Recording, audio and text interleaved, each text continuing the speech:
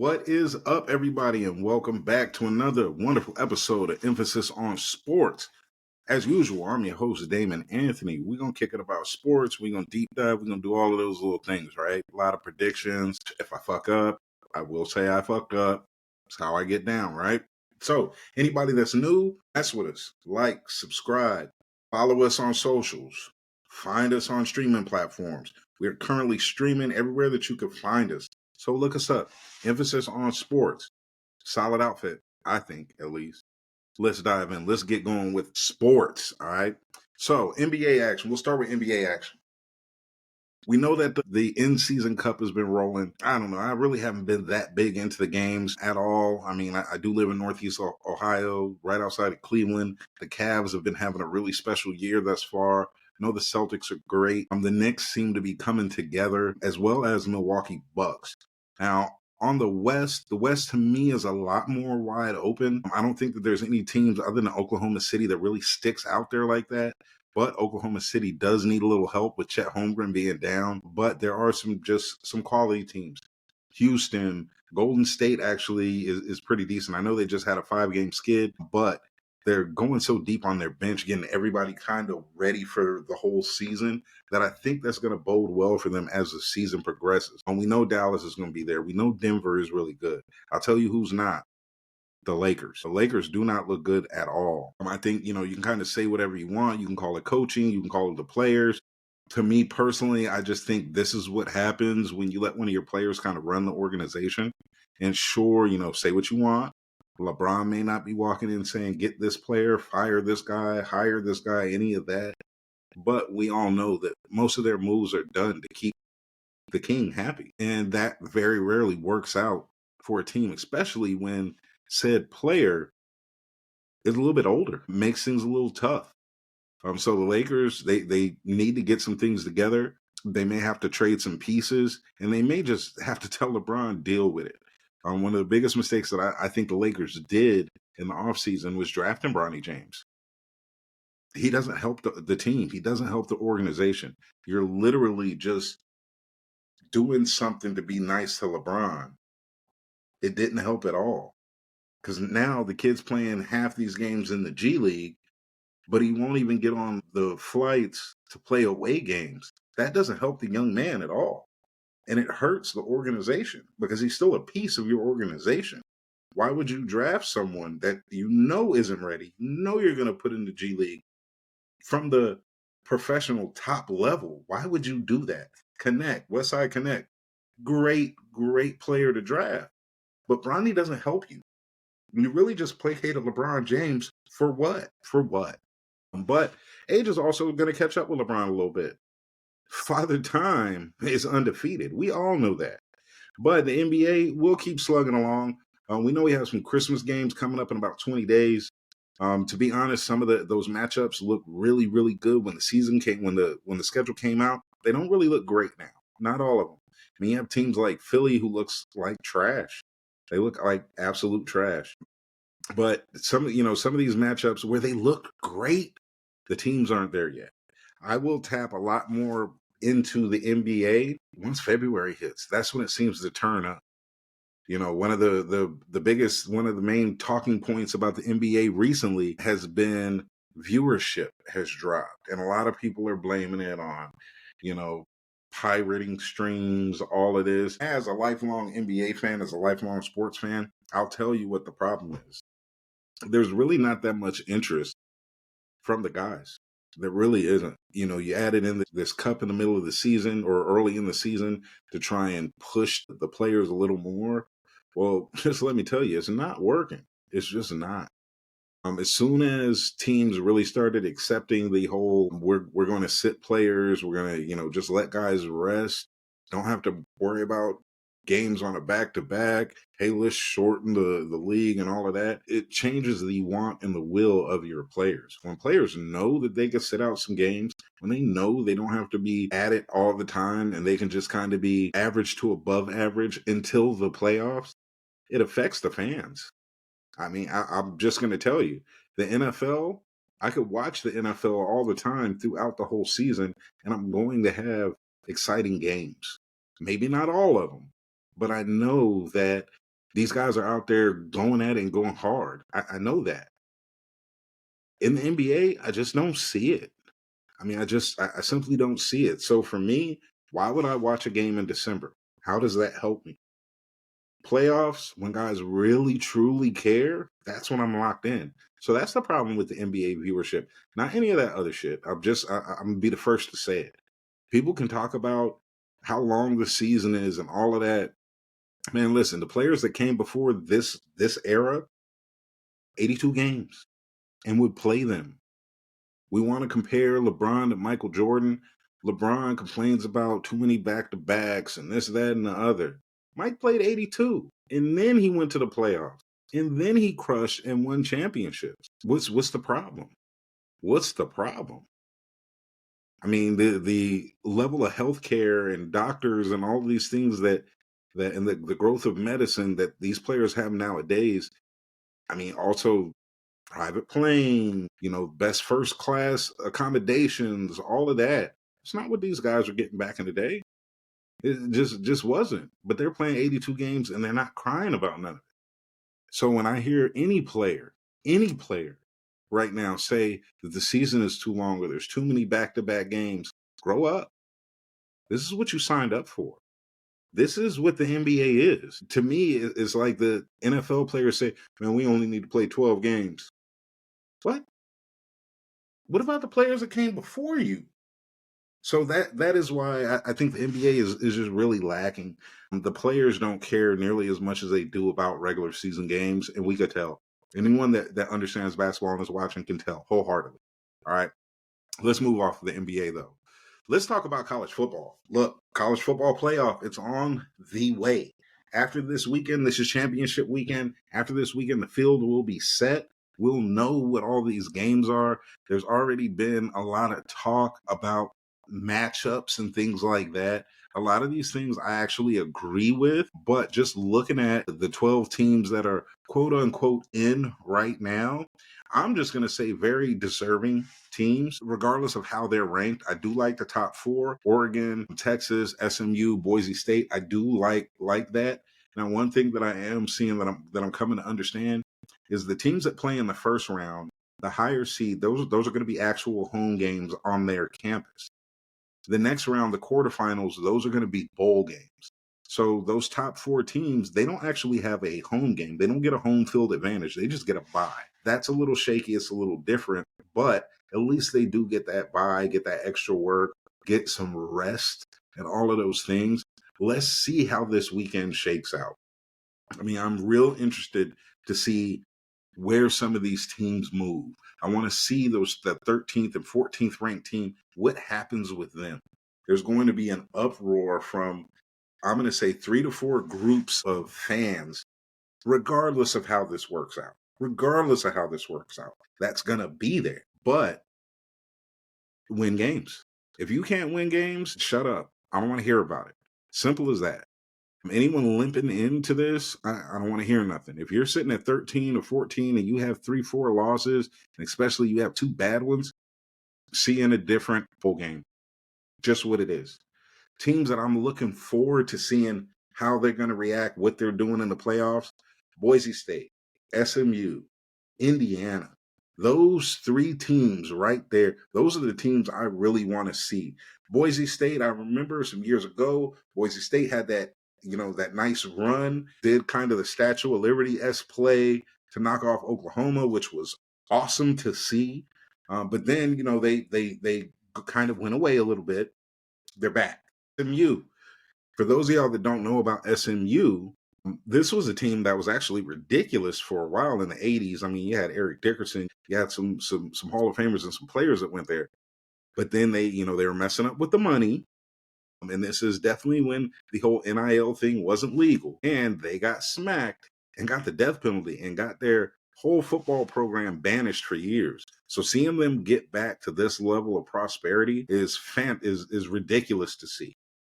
But the team that I'm actually looking forward to seeing the most is the Indiana Hoosiers. So any of these other teams that I could see in the top 12, at some point in my life, they've been good. Whether, I didn't know that they were good, because Lord knows when I was a little kid, I had no idea what an SMU was. at all. But never heard about Indiana being a good football school. Not competitively can possibly win a national championship football team, college football team. Right now, they're going to give people some trouble. They're going to give people some work. And I'm really looking forward to seeing that. I want to see who that first matchup is. I know right now it's speculated that it could be Georgia. That's going to be a hell of a game. Georgia doesn't look like the dominant team that we've seen in recent years. They look like a damn good team. Don't get it twisted. They just don't look like that dominant, damn, the Bulldogs are going to kill everybody type team. So that's going to be one that's going to be real fun to watch. So let's stay tuned and see how this weekend shakes out, because there's going to be some upset people, and I'm going to laugh at it, and I'm going to love it. All right? Let's talk about the NFL. So week 14 starts tonight with a hell of a game.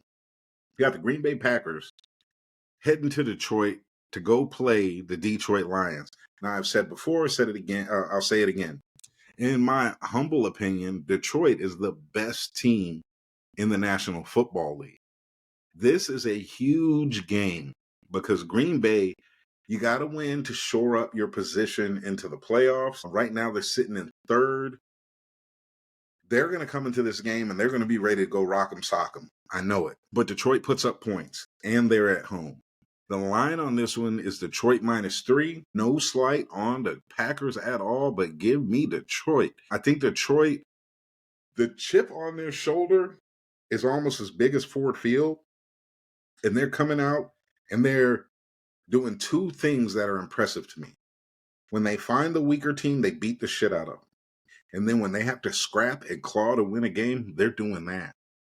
When you put those two things together, you have a team that actually may go on a championship run. So Detroit is looking real solid. I mean, at this point, in a couple of weeks, I plan on going to Santa Clara and going to the Detroit Lions at the San Francisco 49er game. And listen, I mean, I don't think that we're going to sit here right now. I think Detroit's going to beat the shit out of us, but I want to beat them just to say that we did. Just to say, hey, you guys are good, but you lost to us 2 years in a row. I would love to see that. All right, so Packers versus Detroit. Give me Detroit, minus that 3. All right, let's move on to Sunday. There's some ugly games. There are some ugly games on Sunday, right? First one up is the Jacksonville Jaguars at the Tennessee Titans. Now, we do know that Jacksonville is without Trevor Lawrence after sustaining that hit last week. We know it's kind of a wrap for him on the season. Mac Jones is going to lead the guys into Tennessee against Will Levis, who to me is a stone cold bum. The line on this one is Tennessee -3.5. This could go either way. It really could. But I'm going to take Jacksonville. I think they're going to come in, they're going to put on, they're going to fight really hard, especially after Trevor Lawrence going down. I think, Mac Jones is going to have a so-so game. I just happen to think that Jacksonville's a little better than Tennessee. This game means nothing playoff-wise. Both of these teams will be watching the playoffs just like I will, not on the field.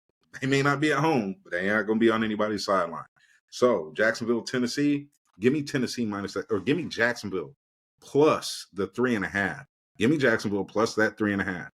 Next game up, New York Jets at the Miami Dolphins. Current line on this one is Miami -5.5. They're playing in Miami. Give me Miami. The Jets are an absolute dumpster fire. Nothing about that team looks good at all. Not a damn thing. Meanwhile, the Dolphins, they're fighting for their playoff lives. They still have the chance, the opportunity to get in. What they have to do is continue to win. They're at home. They played a lot better brand of offensive football with Tua under center. Give me the Dolphins minus the 5.5. Then we have a game that's actually going to be really good, very entertaining. I'm looking forward to checking this one out just to see what shakes out, because it's been an interesting year for both of these teams. You got the Atlanta Falcons at the Minnesota Vikings. Current line on this one is Minnesota -5.5. Give me Atlanta. I like Minnesota to win. I just don't like them to cover that 5.5. Atlanta, they're on a rocky road right now. They're definitely on a rocky road. Kirk's turning that ball over. They still have an opportunity to win the NFC South. I think they're going to play a really good game. But on the other side of the field, the Minnesota Vikings, they're only one game behind the Lions. So it's not like they're out of the run-ins to win their division. They are a very good, sound team. They know how to win these games. They're not going out and killing everybody, but their record is their record. It's not like they're a bad team. They're at home. Minnesota's not an easy place to play. As soon as the fans start skull, skull, skull, you know that it's about to go down. So give me Atlanta plus the 5.5, but give me Minnesota to win. I think Minnesota's going to win that. Next game up, we got the New Orleans Saints visiting the New York Football Giants. Line on this one is New Orleans -4. Give me New Orleans. I mean, the Giants, much like the Jets, dumpster fire. The Giants, horrible, don't look good at all. Nothing about the team. Malik Neighbors, you're going to be a stud as you go. I know some of their players have been playing well, but it's just not a good team. I don't think it's a well-run organization whatsoever. Now, the Saints, I don't think that they're that much better, to be honest with you, but I just like them better this week. I mean, you got Carr, you got Kamara. That's better. Those two players right there is better than what New York has on offense. It's better than what they have on offense. So give me New Orleans -4. Next game up, we're going to have the Carolina Panthers at the Philadelphia Eagles. Current line on this one is Philly -12.5. And this one is tough. Philly, I believe, is going to win this game, but I like Carolina to cover. Give me Carolina plus the 12.5. I definitely think that Carolina is getting their feet under them. They're getting a little bit better. Not saying that they're world beaters, not saying, hey, they look like they're going to make this tremendous leap next year. Nothing like that.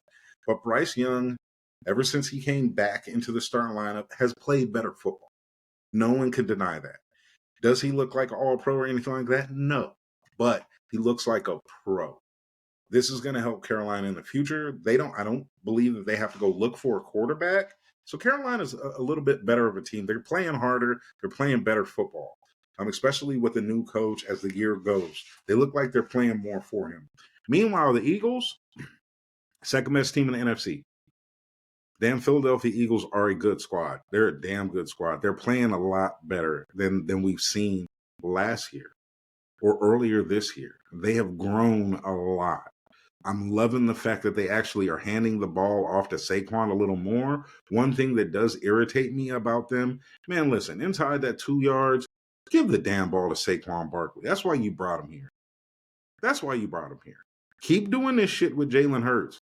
It may not work out great. Give that ball to Saquon. Like I said, I like Philly to win this game. Give me the Panthers plus the 12.5. Moving right along. Got the Cleveland Browns going to visit the Pittsburgh Steelers. Current line on this one, Pittsburgh -6.5. This one's another toughie. Listen, the Browns, even though I know they're not a good team at all, but you got Jameis back there. The dude is putting up ridiculous numbers two ways.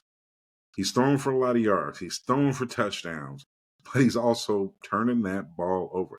Deliver me from pick sixes. One of the greatest lines that I've heard out of a football player. That being said, give me Pittsburgh -6.5. Pittsburgh is showing me week by week what they have become. Last year, a lot of people called for Mike Tomlin's head. We saw that their offense really looked one note because they weren't really moving the ball up the field. Enter Russell Wilson, who to me, it seems like he's found a home and he's found a coach that really appreciates him for the game that he plays. We are seeing Pittsburgh move the ball. We're seeing them throw the ball up and down the field, which is not something that we're used to. I have not seen this offense look this good since maybe 3 or 4 years before Ben retired. Give me the Pittsburgh Steelers. I think that they're going to cover this 6.5. This is just telling me they're going to win by a touchdown. I'll take it because I also think Jameis might turn that ball over late. Pittsburgh also, they lost to the Browns already, so they're going to walk in and they're going to want to show them what's what. All right. Then we're going to have the Las Vegas Raiders at the Tampa Bay Buccaneers. Current line on this one is Tampa -6.5. Give me Tampa. Raiders, not a good team. Max Crosby, he's not happy with all the losing. The only bright spot on the Raiders this year in totality, Brock Bowers. Brock Bowers, he's in the conversation for Offensive Rookie of the Year. I don't want to hear nothing from anybody else. He may be, he's having the best tight end year out there. We're seeing guys with good moments. We're seeing this, that, and the other. But also remember, the Raiders have had a little bit of a quarterback carousel. They're still finding a way to get Brock the ball. This is a situation where you can spy and double and triple team this guy because nothing else there seems to work. And he's getting the ball. Now, on the other side of the field, Tampa, ever since Baker has been there, they just look like a solid football team. And where Atlanta continues to kind of blunder a little bit, Tampa knows how to win. They have good backfield. Also, Mike Evans is back, and he's chasing that 1,000-yard season. And I think Baker's going to try and deliver it to him. So give me Tampa minus this 6.5. Definitely. Then we're going to have a nice, good battle at the top of the NFC West. The Seattle Seahawks at the Arizona Cardinals. Current line on this one is Arizona minus 2.5. Give me Arizona. Only taking them because they're at home. I know Seattle leads the division right now, but I think that this division is going to go down to the last week. Don't think San Francisco is going to have a chance to win it, but they're going to have something to do with it because they do have Arizona at the very end of the week. Seattle, solid squad, but I'm just going to take the home team here. Give me Arizona minus that 2.5. Then we have another game that I think is going to be very interesting and very entertaining to watch. Buffalo Bills at the Los Angeles Rams. Current line on this one is Buffalo minus 3.5. Give me Buffalo. They're good. Period. They're good. To me, Buffalo is the best team in the AFC. If I'm going to rank them, I'm going to say Buffalo. I'm going to say Pittsburgh, then Kansas City, then Baltimore. I know I'm going to ruffle some feathers saying that, and I get that. Look, I know what Kansas City's record is. I know it. I see it. I talk about this shit every week with them. But I also know that a lot of these games could have and should have been a loss. They just weren't because Kansas City knows how to close the games. And if you don't hit the right spot in those last couple minutes, you're going to go down. But Buffalo, to me, is looking like a team that is ready. Just like I said with Detroit, how Detroit, to me, they're looking like a team that's ready for that next step and seriously to contend for a championship. Buffalo is looking like that. Buffalo, they just have to knock off Kansas City in the playoffs. Meanwhile, on the Rams are already getting ready for next year. We know that Stafford is going to throw the ball around the field. We know that they're going to try and match the point intensity. I just think Buffalo's a better team. So give me Buffalo minus 3.5. Now, here comes a moment that I was hoping I didn't have to say, didn't have to do. I started a little something at the beginning of the season. Did not think that I was going to have to put this on myself. Good people, good listeners to this podcast. This is the Nobody Cares Game of the Week. Week. The Chicago Bears at the San Francisco 49ers. Current line on this one is San Francisco minus 3.5. So when I started this Nobody Cares Game of the Week, it's because outside of the fan bases, nobody cares. Nobody cares. That's where these teams are right now. As I talked about some of these games, there are worse games that I could have talked about. But as a 49er fan, I hope every other 49er fan hears this and understands this. See you next season. Let's get ready for next season. Let's get ready for the draft. All of our guys that are injured, pinged up a little bit, take them off the field. Let's get everybody all the way healthy for next year because this ain't it. Even if somehow miraculously we make it to the playoffs, we're going to lose. Period. From the injuries to coaching decisions, not a good team. Just not a good team at all. Meanwhile, Chicago, also, not a good team. I have seen, a little progression here and there from Caleb Williams, but all in all, not a good team. Yes, they lost their coach. When your coach gets fired in sometime during the season, that means you're not a good team. I have one of my best friends in the world is a Chicago Bears fan. Outside of him and the good people in Chicago Bearland and me and the 49er faithful, no one cares about this game. No one. No one at all. If this game was scheduled at 8 o'clock on Sunday, it would have been flexed out 3 weeks ago. That being said, San Francisco, minus 3.5. Give me San Fran. San Fran's at home, lost a couple games, so get their feet back under them a little bit and just feel a little bit better. And they're playing against a team that's not good.